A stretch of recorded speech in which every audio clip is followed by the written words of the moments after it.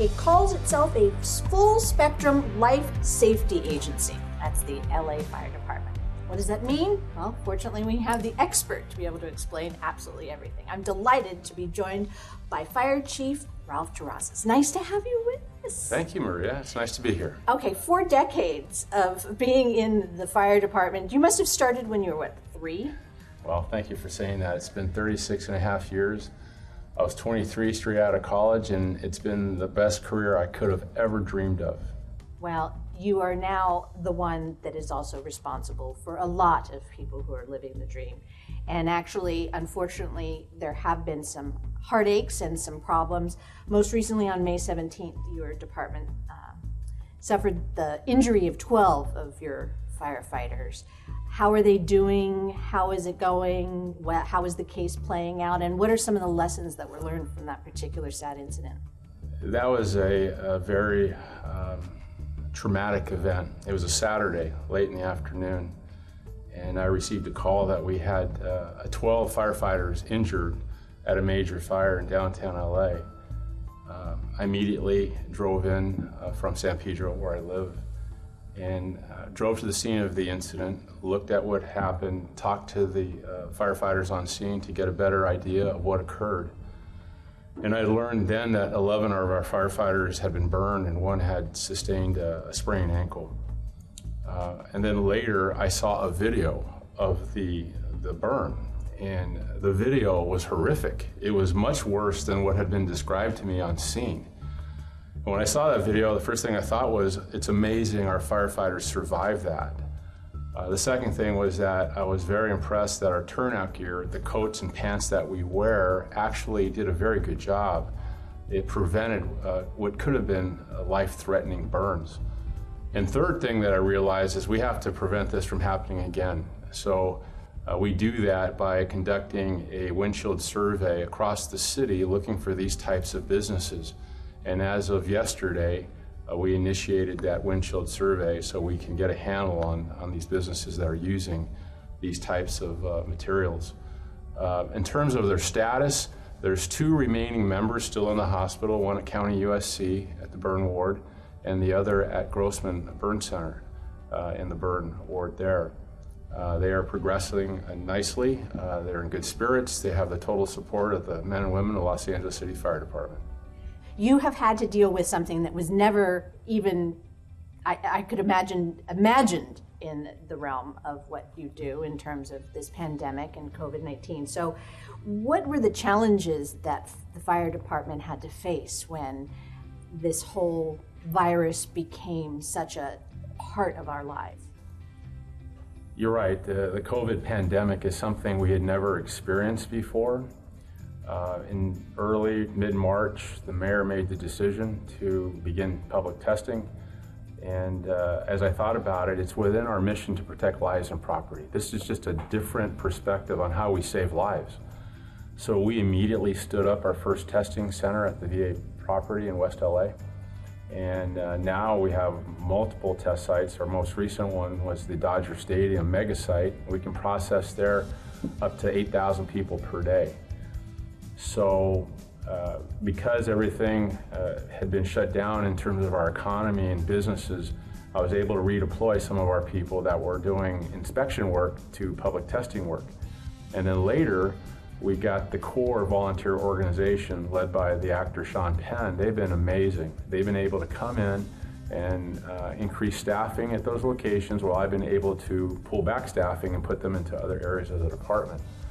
So we regularly test 6 days a week, thousands of people in the city of LA, and testing people that are symptomatic as well as asymptomatic. Are you fully stocked? Are you good with your PPEs? Is everything in that realm feeling more secure and comfortable? Yes, I have very good people at our supply and maintenance. They maintain a very significant inventory, and when this all started developing in March, they bought even more. So we're well ahead of the curve in terms of our PPE supplies. All right, so now we are getting into fire, and we're getting into fire season, and obviously that is a realm in which you are very familiar because Southern California is always on the precipice of these kinds of things. So what are the things that just the general citizenry should be thinking about right now in terms of fire prevention? We have had rain, that's good, but at the same time, brush fires happen in Southern California very frequently, and they can turn into something horrific very quickly. You're absolutely right.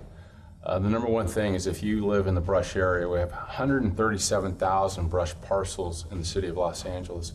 You should have your property cleared, which means all brush within 200 feet of your home has to be removed. We give the deadline, which actually just passed, June 1st, and we've started inspections. We're using drones for the first time to inspect residential parcels as well. We have done it before for government parcels, but because we had to catch up, we got a late start this year because of COVID. We have now completed 113,000 of the 137,000 parcels. What do you do with the information from the drone footage that you get? Do you send notifications to homeowners? Do you just chart it at the fire department so that you have accurate information? I mean, what's the purpose of the footage that you acquire?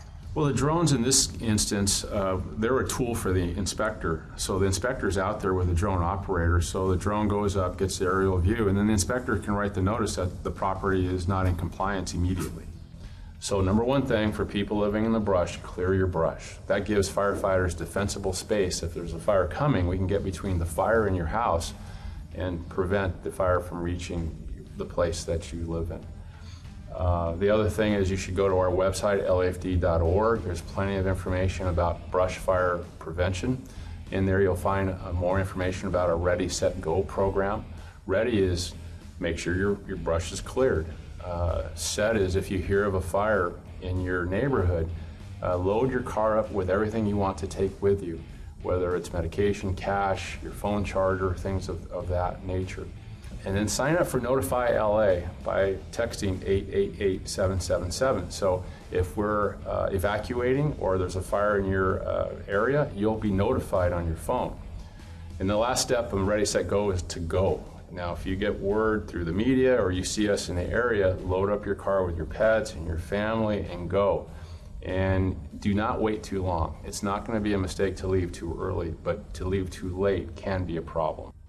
You rely on technology very heavily for alerts, obviously for this observation with the drones and everything like that. How does technology play in, and how has that helped, and what do you have at your fingertips to utilize? Seems to be a lot in there. Yes, I'm happy to say that Mayor Garcetti is very much into technology, which I love because so am I. We can leverage technology to optimize our full potential.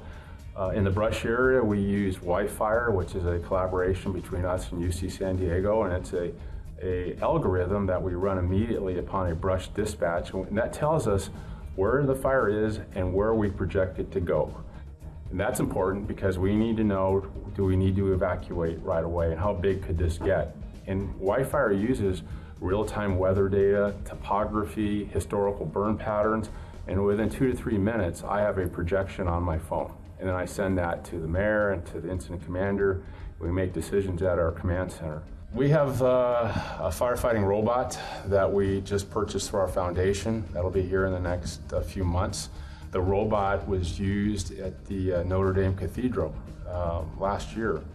And I saw it on TV and I thought they were concerned about building collapse. Right, and putting humans in And danger. we have that concern here too. One of my priorities is to protect our firefighters at any cost.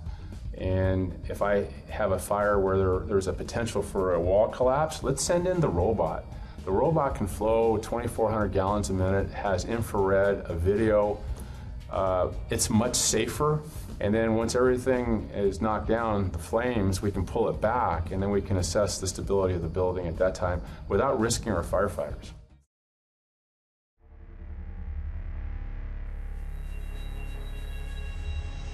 I'm Heidi Marston. I'm the Executive Director for the Los Angeles Homeless Services Authority.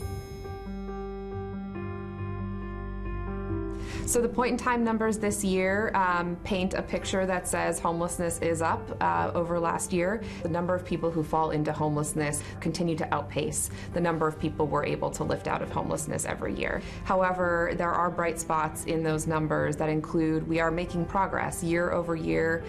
We are serving more people in our system. Year over year, more people are being placed into housing.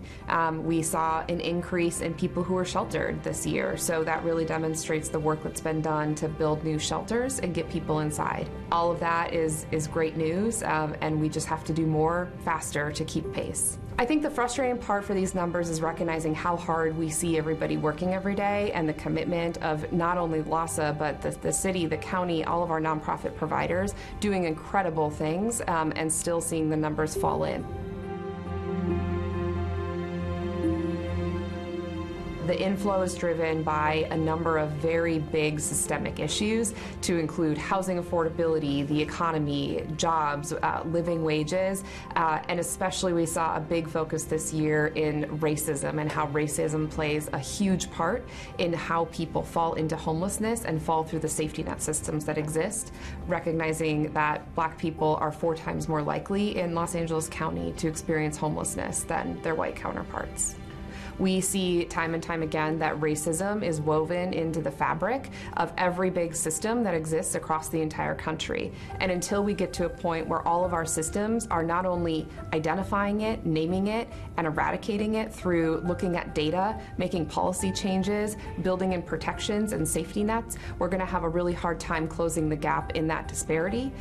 You can see it in communities. You can see it when you look back at the redlining practices and how those communities today are being impacted and how they're disadvantaged. So all of that lens needs to be brought to every policy decision that's made from the federal government all the way down to the local city government, including LASA. What's interesting about the count this year is while it does in fact reflect where we were on one night in January, the world has completely changed since January. We've seen COVID-19 come, we've seen civil unrest, there's been so much happening. And so while it is important to recognize where we were, we have to look at the success that has been built and the momentum that's been built through a global pandemic. We have seen more people move into shelter faster than ever, 6,000 people within a 3-month period. We've never been able to activate and move that quickly. So while it's unfortunate it took a global pandemic, it did show us that we can move quickly, we have capacity, we just need the resourcing and the will, the political will, the public will to get it done. Project Room Key, we have about 34 hotels and 3,600 people in those rooms. We have about 6,000 people that we've helped through the city rec and park sites, the trailers we received from the state, and Project Room Key. It's going amazing. These folks who are going in are incredibly grateful. It's so amazing to talk to folks and remind them that they are worthy of having these are really nice hotels in some cases, and they deserve that. It's dignity. When Project Room Key goes away, we're moving them into housing, we're moving them into another shelter, potentially something that keeps them there and moves them on the path to end their homelessness. Prevention is a huge piece of it. Some of it lives with LASA. Some of the prevention work, however, needs to be pushed upstream to other systems.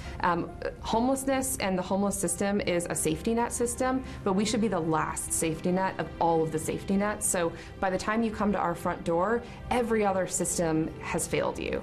And why is that happening? And why are they coming to this front door instead of others? We need to focus on those other front doors and make sure that they don't get to our front door in the first place. When we talk about prevention at LASA, we're talking about folks who are really on their last leg, that they're 3 days away from being evicted. They just fell into homelessness today, and we have very flexible funding we provide, whether it's a rental subsidy, whether it's helping them catch up on their rental arrears so they stay housed. One of the largest things people said is, what could have stopped me from becoming homeless is somebody who cared about me, somebody who understood where I was coming from. Even sometimes simple things like a tool that is the component that they need to do their job broke. So fixing that tool or getting them a new tool or an instrument is the thing that makes the difference. So flexible funding in that way has been a tremendous success. Last year we helped 6,000 people and we prevented them from falling into homelessness.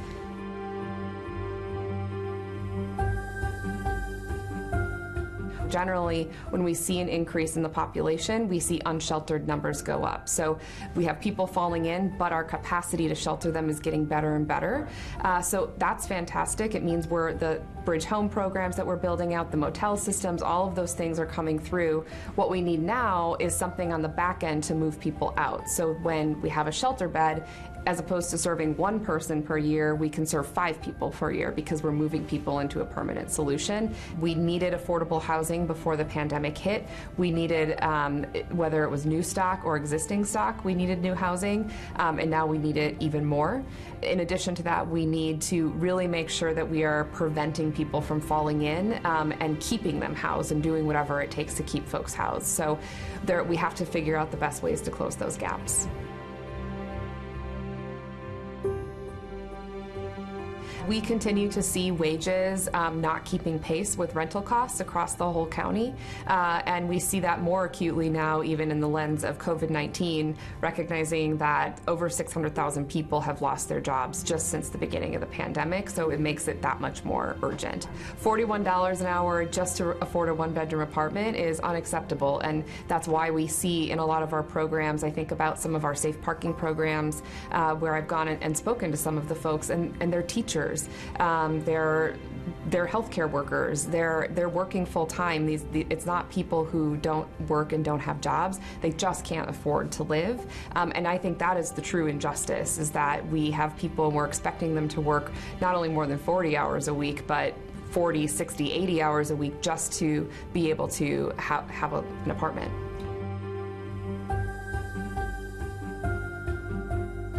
Part of what we see is what we believe. So when you think of homelessness, you often think of the people that you see that appear to be homeless, and frankly, those are people sometimes who might be very mentally ill and having psychotic symptoms, or people who are high on drugs who are on the street. But what's really important to remember is the people that you don't see. There's 66,000 people experiencing homelessness. A lot of them are in their cars, a lot of them are on couches, a lot of them are in shelter. Particularly this year, we saw an increase in our families who are experiencing homelessness. So we have to make sure that our observational bias isn't guiding how we think about everybody, and we have to make sure that we're not stigmatizing the population based on that alone.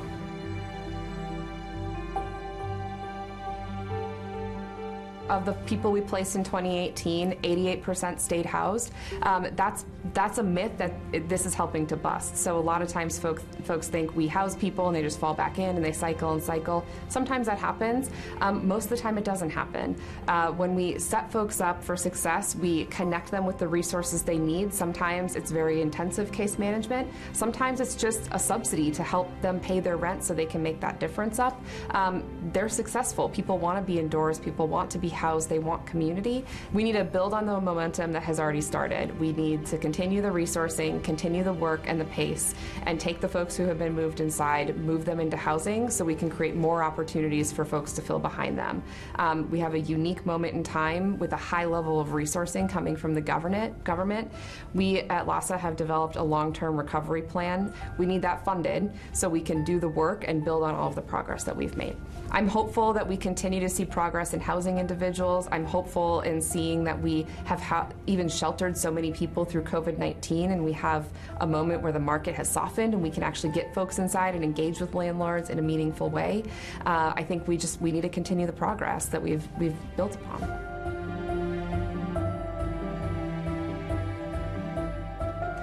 You can volunteer with our service provider agencies. There's a lot of work being done, whether it's donate your time, volunteering money, resources, whatever it is. Everybody has a role to play in solving this crisis. That's been true since the beginning, but even more so now in the context of what's happening in the world, we see that this could have been any of us. So the best thing that we can do is have compassion, recognize that with every person you see, there's a life, a story, a circumstance, pain, and we need to have some compassion.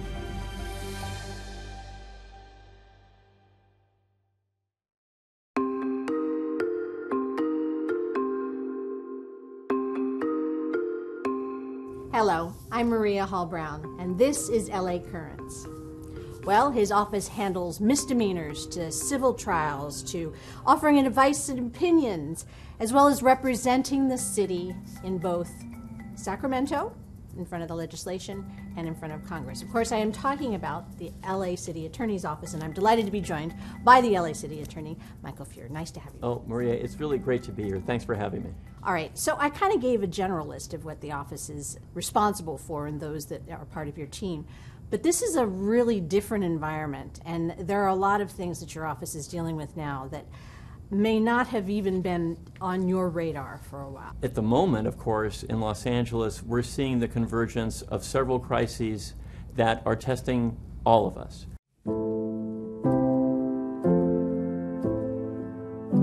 We see the health effects of the emergency posed by the pandemic.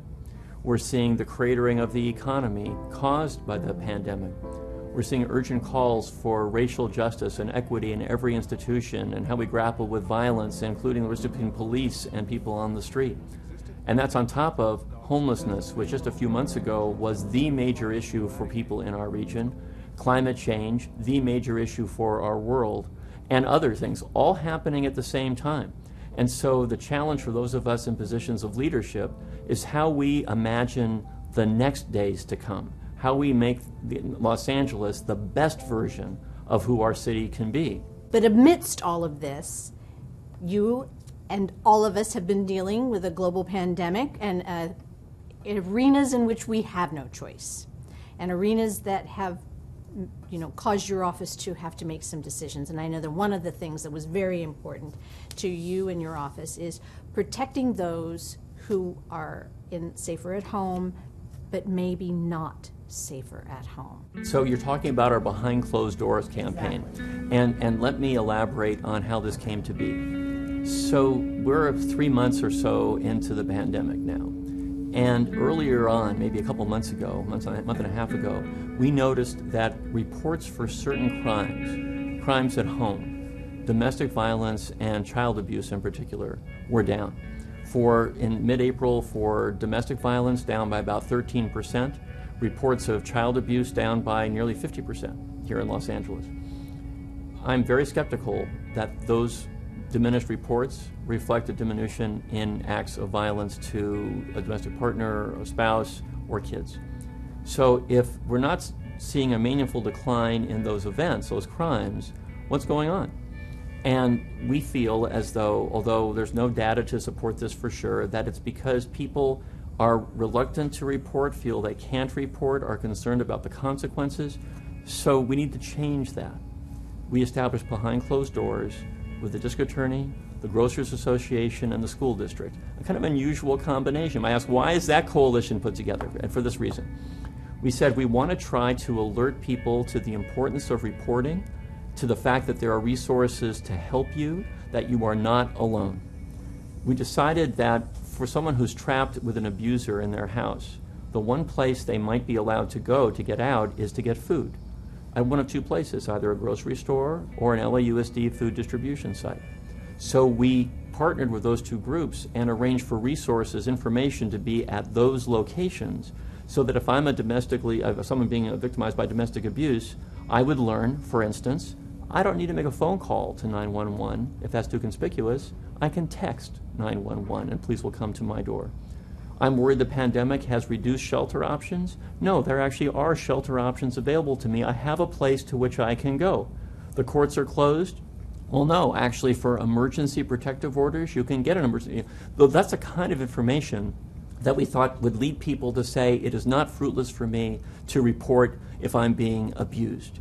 There is absolutely no way for me to establish cause and effect, but I will say in the week after we highly publicized this program, reports of domestic abuse went up.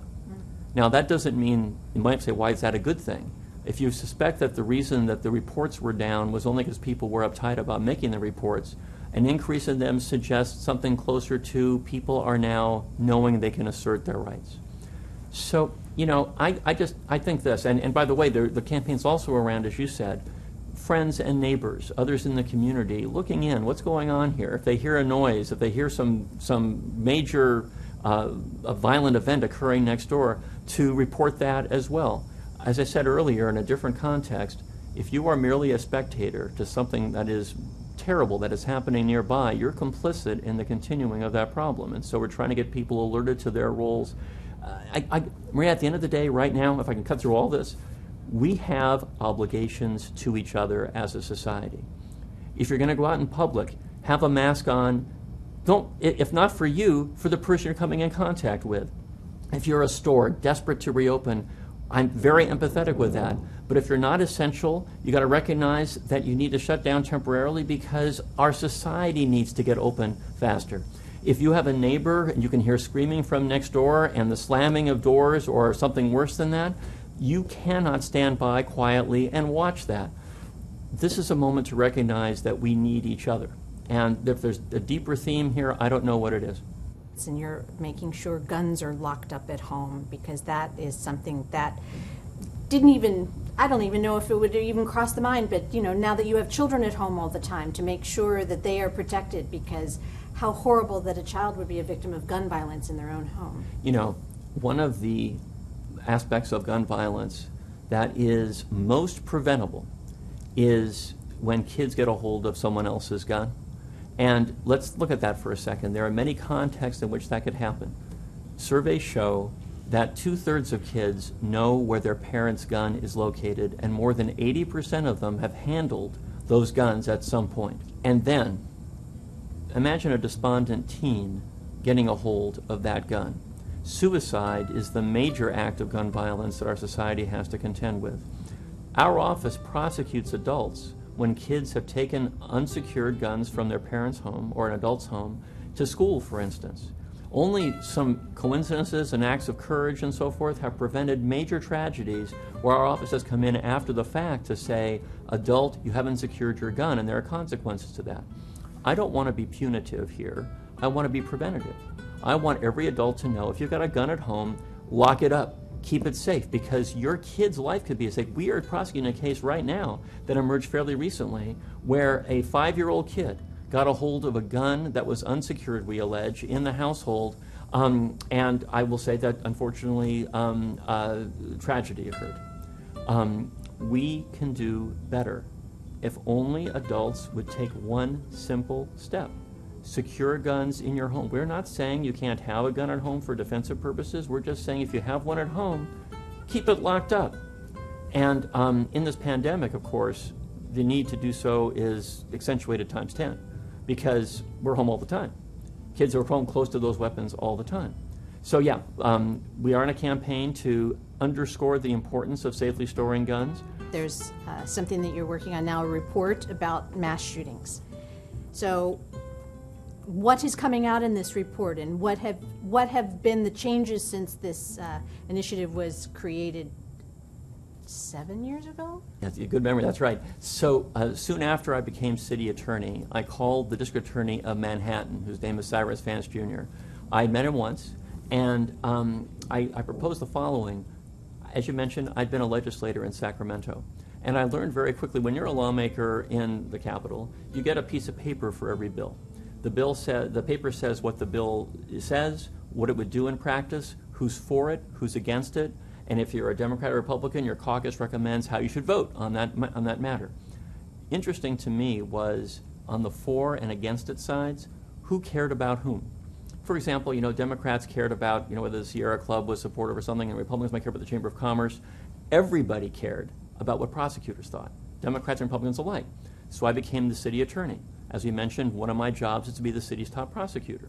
So I said to Mr. Vance, why don't we combine forces and create the nation's first ever coalition of prosecutors focused on gun violence prevention, because we have credibility everywhere.